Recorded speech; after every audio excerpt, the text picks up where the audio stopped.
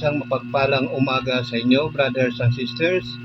Muli si Brother Chito na maghatid sa inyo ng mabuting balita ng Panginoong Hesus, ang mabuting balita ng kaligtasan. Purihin natin ang Diyos, purihin natin ang Panginoong Hesus.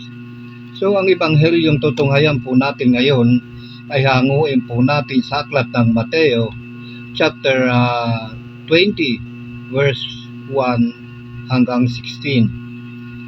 Pakinggan po ninyo, brothers and sisters, ang mabuting balitang ito ng Panginoong Hesus upang tayo po ay matuto at magkamit ng buhay na walang hanggan at pagkalooban tayo ng Espiritu Santo na nagmumula sa Diyos. Narito po ang ating tutunghayan. Ang sabi po dito, ang paghahari ng Diyos ay katulad nito. Lumabas ng umagang-umaga ang may-ari ng ubasan upang humanap ng mga manggagawa. Nang magkasundo na sila sa upa sa 1 denaryo maghapon, sila'y pinapunta niya sa kanyang ubasan. Lumabas siyang muli nang mag-iikasiyam ng umaga. Nakakita siya ng iba pang tatayo-tayo lamang sa liwasang bayan. Sinabi niya sa kanila, pumaroon din kayo at magtrabaho sa aking ubasan, at bibigyan ko kayo ng karampatang upa. At pumaroon nga sila. Lumabas na naman siya 12 ng tanghali at nang mag-ikatlo ng hapon, at gayon din ang ginawa niya. Nang mag-iikalima ng hapon, siya'y lumabas uli at nakakita pa ng mga ibang wala ring ginagawa. Sinabi niya sa kanila, bakit kayo tatayo-tayo lang dito sa buong maghapon? Wala pong magbigay sa amin ng trabaho sagot nila. At sinabi niya, kung gayon, pumaroon kayo at gumawa sa aking ubasan. Pagtatakip silim, sinabi ng may-ari ng ubasan sa kanyang katiwala, tawagin mo na ang mga manggagawa at sila'y upahan, magmula sa huli hanggang sa unang nagtrabaho. Ang mga nagsimula ng mag-iikalima ng hapon ay tumanggap ng tig-1 denaryo. At nang lumapit ang mga nauna, inakala nilang tatanggap sila ng higit doon, ngunit ang bawat isa'y tumanggap din ng 1 denaryo. Pagkatanggap nito, nagreklamo sila sa may-ari ng ubasan. Sinabi nila, 1 oras lang pong gumawa ang mga huling dumating, samantalang maghapon kaming nagpagal at nagtiis ng nakapapasong init ng araw. Bakit naman po ninyo pinagpare-pareho ang upa sa amin? At sinabi niya sa isa sa kanila, kaibigan, hindi kita dinadaya. Hindi ba't nagkasundo tayo sa 1 denaryo? Kunin mo ang ganang iyo at umalis ka na. Maano kung ibig kong upahan ang nahuli ng tulad ng upa ko sa iyo? Wala ba akong karapatang gawin ang aking maibigan sa ari-arian ko? O naiinggit ka lang sa aking kabutihang loob? Kaya't ang nahuhuli ay mauuna, at ang nauuna ay mahuhuli. Yan po, brothers and sisters, ang mabuting balita ng Panginoong Hesus, ang mabuting balita ng kaligtasan. Purihin natin ang Diyos, purihin natin ang Panginoong Hesus. So, napakaganda po ng ating ebanghelyo sa bidyong ito, brothers and sisters. Bago ko po ipaliwanag ay narito po ang aking nais iparating po sa inyo, brothers and sisters. Mga kapatid, nais kong malaman ninyo ng ebanghelyong ito ay sumisimbolo sa espiritual na pamumuhay. Ang paglabas at pagtawag ng mga manggagawa ng may-ari ng ubasan, hindi dahil sa wala siyang manggagawa, kundi dahil sa siya'y mabuti at mapagkalinga. Nais ng may-ari ng ubasan, mabigyan sila ng ikabubuhay nila. Ganyan sa espiritual na pamumuhay, ang Panginoon ay patuloy niyang tayong tinatawag sa kanyang kaharian upang pagkalooban ng kanyang espiritu at ng buhay na walang hanggan na ipinangako ng Diyos para sa lahat ng tinawag niya. Basahin po natin ito dito sa aklat ng Gawa, chapter 2, verse 17 hanggang 18. Ang sabi po dito, ito ang gagawin ko sa mga huling araw, sabi ng Diyos. Pagkakalooban ko ng aking espiritu ang lahat ng tao, at sa ngalan ko'y magpapahayag ang inyong mga anak. Ang inyong mga binatay makakakita ng mga pangitain, at ang inyong matatandang lalaki magkakaroon ng mga panaginip. Sa mga araw na iyon ay pagkakalooban ko rin ng aking espiritu ang aking mga alipin, maging lalaki at babae, at sa ngalan ko'y magpapahayag sila.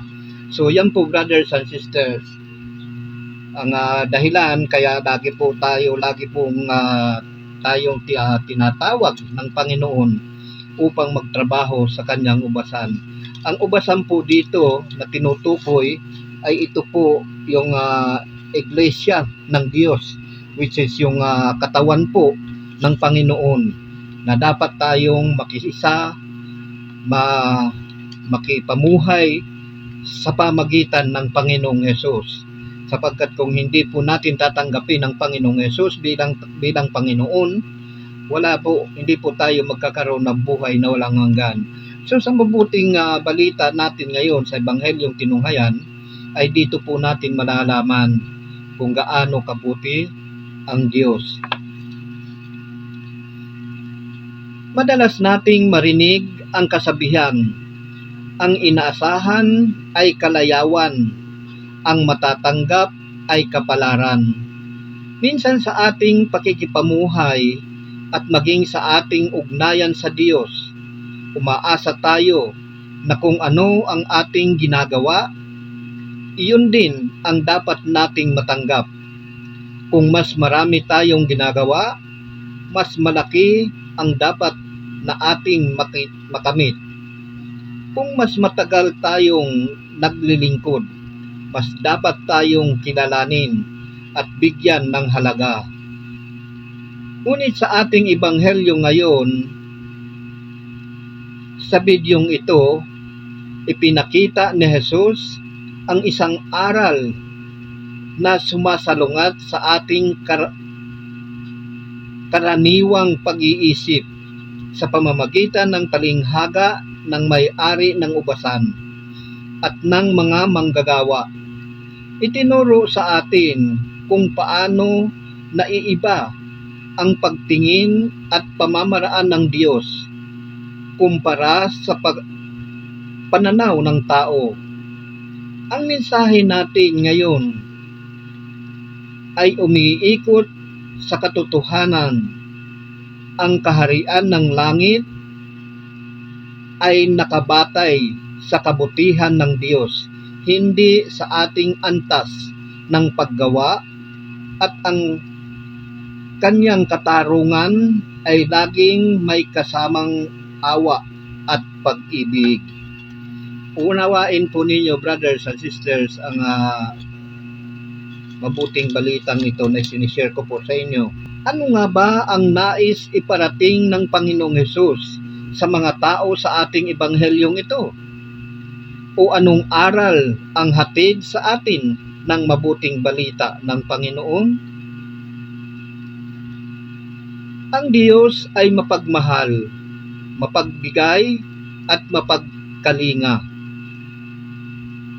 Basahin natin sa aklat ng Mateo 1-7. Ang sabi nga dito, ang paghahari ng Diyos ay katulad nito, lumabas ng umagang-umaga ang may-ari ng ubasan upang humanap ng mga manggagawa. Nang magkasundo na sila sa upa sa 1 denaryo, maghapon, sila'y pinapunta niya sa kanyang ubasan. Lumabas siyang muli ng ikasiyam ng umaga at nakakita siya ng iba pang tatayo-tayo lamang sa liwasang bayan. Sinabi niya sa kanila, pumaroon din kayo at magtrabaho sa aking ubasan at bibigyan ko kayo ng karampatang upa. At pumaroon nga sila. Lumabas na naman siya nang mag-12 ng tanghali at nang mag-ikatlo ng hapon, at gayon din ang ginawa niya. Nang mag-5 ng hapon, siya ay lumabas uli at nakakita pa ng mga ibang wala ring ginagawa. Sinabi niya sa kanila, bakit kayo tatayo-tayo lang dito sa buong maghapon? Wala pong magbigay sa amin ng trabaho eh. Sagot nila. At sinabi niya, kung gayon, pumaroon kayo at gumawa sa aking ubasan. So ganyan po kabuti ang Diyos. Ito po ay sumisimbolo po ito ng kabutihan ng Diyos, na patuloy pong lumalabas ang Diyos, patuloy na kumakatok sa puso natin upang siya ay makapasok. Ganyan din po dapat ang ginagawa natin. Tinatanggap natin at binubuksan natin ang ating puso at tinatanggap ang Panginoong Hesus at pinapapasok. Ayan po. Ang pagtawag ng may-ari ng ubasan sa mga taong walang ginagawa, hindi dahil sa walang manggagawa ang kanyang ubasan, kundi upang bahagian sila ng biyaya, pagkalinga at ang pangakong upa sa kanila na 1 denaryo. Ito ay naglalarawan lamang sa mga bagay sa daigdig na ito. Ngunit mayroong higit na tumatawag sa atin upang maglingkod at magtrabaho bilang manggagawa sa kanyang ubasan. Sino ang tumatawag sa atin upang makibahagi tayo sa mga bagay espiritual? Tayo ang tinatawag ng Panginoon upang pagkalooban tayo ng kanyang espiritu. Basahin po natin sa aklat ng Juan chapter 14 verse 15 hanggang 17. Kung iniibig ninyo ako, tutuparin ninyo ang aking mga utos. Dadalangin ako sa Ama at kayo'y bibigyan niya ng isa pang patnubay na magiging kasama ninyo magpakailanman. Ito'y ang espiritu ng katotohanan na hindi matanggap ng sanlibutan, sapagkat hindi siya nakikita ni nakikilala ng sanlibutan, ngunit nakikilala ninyo siya, sapagkat siya'y suma sa inyo at nananahan sa inyo. Ayan po, bibigyan po tayo ng Diyos. Sapagkat ang tinutukoy po ditong denaryo, yan po ay espiritu na ipagkakaloob po sa atin ng Diyos. Pagkakaloob niyo po sa atin ng espiritu niya, nang sa ganun, magkaroon po tayo ng buhay na walang hanggan. Yan po yan. Kaya sumisimbolo po yung denaryo dito, ay sumisimbolo sa espiritu na ipagkakaloob sa atin at buhay na pangako sa atin, buhay na walang hanggan. Ang Diyos ay makatarungan at walang itinatangi. Yes, ang tingin ng Diyos sa mga tinawag niya. Kaya kung babasahin natin dito sa aklat ng ating ebanghelyo, Ang sabi po dito, magtatakip silim sinabi ng may-ari ng ubasan sa kanyang katiwala, tawagin mo na ang mga manggagawa at sila'y upahan, magmula sa huli hanggang sa unang nagtrabaho. Ang mga nagsimula ng mag-ikalima ng hapon ay tumanggap ng tig-isang denaryo, at nang lumapit ang mga nauna, inakala nilang tatanggap sila ng higit doon, ngunit ang bawat isa'y tumanggap din ng isang denaryo. Pagkatanggap nito, nagreklamo sila sa may-ari ng ubasan. Sinabi nila, 1 oras lang nagtrabaho ang mga huling dumating, samantalang maghapon kaming nagpagal at nagtiis ng nakapapasong init ng araw. Bakit naman po ninyo pinagpare-pareho ang upa sa amin? At sinabi niya sa isa sa kanila, kaibigan, hindi kita dinadaya.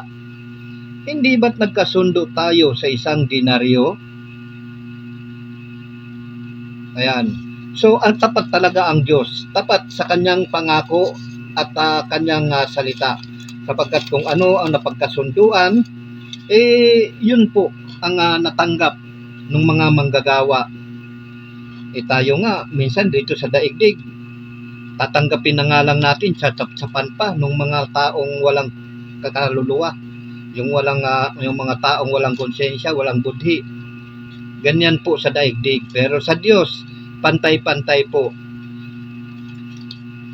So tuloy, kung papansinin natin sa ebanghelyo na ating tinutunghayan, nang ipatawag ng may-ari ng ubasan sa kanyang katiwala ang mga tinawag na manggagawa upang ibigay na sa kanila ang kaukulang upa, ayon sa napagkasunduan na 1 denaryo, mula sa huling tinawag hanggang sa pinakaunang tinawag.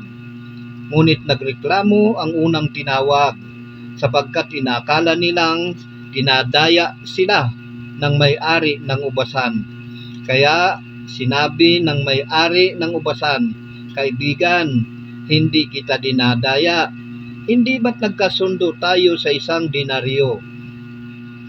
Sa buhay sa daigdig na ito ay ganyan ang pamantayan natin, na kapag nakita natin ang ating kapwa na umaangat sa buhay, naiinggit na tayo at nagrereklamo na tayo sa Diyos. Ngunit sa kaharian ng langit at sa kalooban ng Panginoon ay hindi ganyan. Doon ang lahat ay pantay-pantay, sapagkat ang Diyos ay walang itinatangi. Ang lahat sa Kanya'y pantay-pantay. Sa lahat ng sumusunod sa Kanyang mga utos at mga tuntunin, sa pagtawag, walang itinatangi ang Diyos. Sapagkat ang Diyos, ayan, basahin natin sa aklat ng Roma, chapter 2, verse 11, sapagkat ang Diyos ay walang itinatangi. Ang buhay natin sa daigdig na ito ay ganito. Sa larangan ng karera at takbuhan, kung sino ang nauna ay siya ang panalo. At sa larangan naman ng pag-aaral ay laging nangunguna ang mga matatalino. Sila ang laging nagkakamit ng mga medalya at mga parangal sa school na kanilang pinapasukan. At gayon din sa larangan ng trabaho, na kung sino ang matagal na sa company ay siya pinakamaraming natatanggap ng mga biyaya. Gayon din sa pakikipamayan, kapag bago ka sa isang lugar o bayan, hindi ka kilala o wala kang matatanggap buhat sa mga namamahala. Ngunit sa kaharian ng langit ay kabaliktaran. Sa aklat ng Mateo chapter 20 verse 16, kaya't ang nahuhuli ay mauuna, at ang nauuna ay mahuhuli. Yan po mga kapatid ang sa paghahari ng Diyos. Ang nahuhuli ay mauuna, ang nauuna ay mahuhuli. So kabaliktaran po. Sa daigdig na ito, kabaliktaran po. Kapagkat kung sino sa takbuhan, sa larangan nga ng takbuhan, kung sino yung nauuna, sa larangan ng karera, kung sino yung nauuna, siya panalo. Ngunit sa Diyos po ay hindi ganon. Ayan po.